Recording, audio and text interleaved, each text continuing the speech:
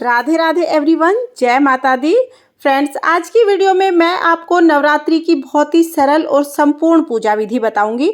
नवरात्रि के पहले दिन कलश स्थापना कैसे करते हैं, माता रानी की स्थापना कैसे करते हैं, जवारे कैसे बोते हैं और फिर हम पूजा कैसे करते हैं कि नवरात्रि के पहले दिन की संपूर्ण पूजा विधि आज की वीडियो में मैं शेयर करूंगी।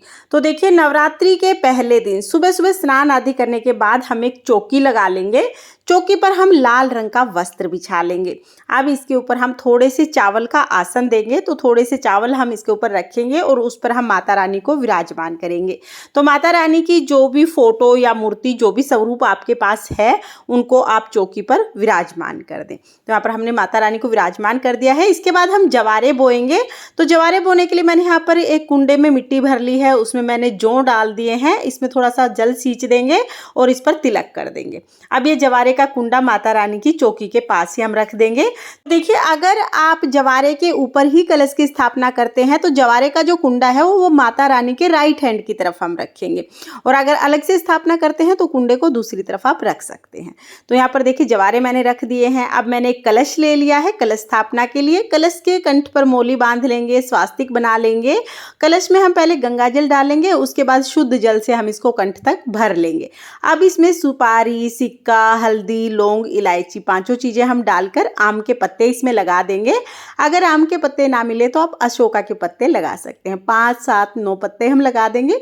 उसके बाद जो कलश है उसके ढक्कन में चावल भर के रखेंगे और हम नारियल इसके ऊपर रख देंगे। नारियल के ऊपर हमने चुनरी लपेट दी है और नारियल का मुख पूजा करने वाले की तरफ करके हम नारियल को कलश के ऊपर रखेंगे। अब ये कलश हम जवारे के ऊपर रख देंगे। आप चाहें तो कलश को अलग से भी रख सकते हैं, चाहे तो कलश को जवारे के ऊपर रख सकते हैं। हाँ, कलश की स्थापना माता रानी के राइट हैंड की तरफ होगी। उसके बाद हम थोड़े से चावल का आसन देके गणेश जी को विराजमान करेंगे। देखिए, हमने स्थापना कर ली है। स्थापना करने के बाद, चौकी लगाने के बाद, सबसे पहले हम जल के छींटे लगाकर शुद्धिकरण कर देंगे, यानी सभी को स्नान करा लेंगे। आप चाहें तो आप नवग्रह और षोडश मातृकाओं की स्थापना भी कर सकते हैं। अनिवार्य नहीं है, अगर आप करना चाहते हैं तो कर सकते हैं, नहीं तो हम इतनी चौकी लगा लेंगे, शुद्धिकरण कर लेंगे। उसके बाद फिर हम घी का दिया जलाएंगे। तो यहाँ पर हमने देसी घी का दिया जलाया है। दिया जलाने के बाद हाथ जोड़कर माता रानी के सामने संकल्प करेंगे कि हे माता रानी, मैं इतने दिनों के लिए आपको अपने घर में आह्वान कर रही हूँ। आप मेरे घर में आएँ और मेरी पूजा को स्वीकार करें।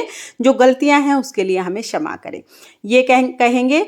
उसके बाद हमने स्नान करा ही दिया था। हम वस्त्र स्वरूप सभी को कलावा समर्पित कर देंगे और फिर हम तिलक लगाएंगे। तो रोली का तिलक लगा देंगे, अक्षत समर्पित कर देंगे। उसके बाद माता रानी को हम चुनरी समर्पित करेंगे। तो लाल रंग की चुनरी आप नवरात्रि में माता रानी को जरूर समर्पित करें। श्रृंगार का सामान माता रानी को समर्पित करें।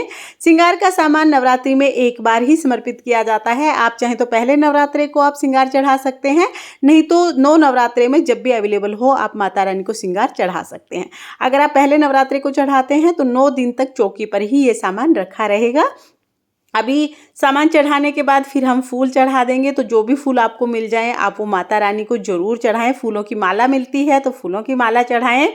उसके बाद हम भोग समर्पित करेंगे। तो भोग में पहले हम पान समर्पित कर देंगे।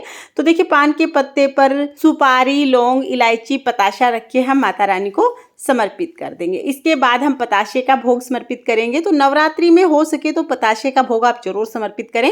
पताशा ना मिले तो मिश्री का भोग भी आप समर्पित कर सकते हैं। साथ ही जो भी ऋतु फल आपको मिल जाए उसका भोग हम समर्पित करेंगे। उसके बाद हम जल समर्पित करेंगे। इस तरह से हम भोग समर्पित कर देंगे। भोग समर्पित करने के बाद अगर आप कथा सुनते हैं या आप दुर्गा सप्तशती का पाठ करते हैं, जो भी पाठ या कथा आप करते हैं, इस समय पर हाथ में फूल लेकर आप वो कथा कर सकते हैं। अगर आप कथा या पाठ नहीं करते हैं तो इस पाठ को आप स्किप कर सकते हैं। कथा पाठ करने के बाद जो फूल है वो माता रानी के चरणों में हम समर्पित कर देंगे। उसके बाद हम छोटा सा हवन करते हैं। तो उसके लिए गाय के गोबर से बना हुआ उपला आपको बहुत आसानी से मिल जाएगा पूजा की दुकान पर। इस उपले को हम जला लेंगे। जलाने के बाद इस अग्नि पर हम भोग समर्पित करते हैं, जिसे छोटा सा हवन भी कहते हैं। तो सबसे पहले तो हम घी की आहुति देंगे ताकि अग्नि अच्छे से प्रज्वलित हो जाए। उसके बाद हम लौंग का जोड़ा चढ़ाते हैं। तो देखिए, 2 लौंग एक साथ चढ़ाते हैं। लौंग के ऊपर फूल होना चाहिए। इसको थोड़ा सा घी में डिप करके चढ़ाएंगे। एक जोड़ा मैंने चढ़ा दिया, उसके बाद 2 जोड़े हम चढ़ा देंगे और जो पतासे हमने चढ़ाए हैं वो भी हम भोग में चढ़ा देंगे। इसके साथ ही अगर आपने पान चढ़ाया है तो पान का भी इस तरह से आप फोल्ड करके पान को बीड़ा सा बना लें और वो भी आप हवन में ही चढ़ा दें। अगर आपने पान नहीं चढ़ाया है तो कोई बात नहीं, आप पान के नाम की लौंग इलायची चढ़ा सकते हैं। तो इस तरह से देखिए पान का ऐसे बीड़ा बना के हम इस अग्नि में ही समर्पित कर देंगे। फिर थोड़ा कपूर डाल दीजिएगा ताकि अच्छे से अग्नि प्रज्वलित हो जाए। इस तरह से हमें भोग समर्पित करना है। नवरात्रि में अग्नि पर भोग समर्पित किया जाता है क्योंकि माना जाता है कि जब हम अग्नि में भोग समर्पित करते हैं तो सीधा देवताओं को मिलता है।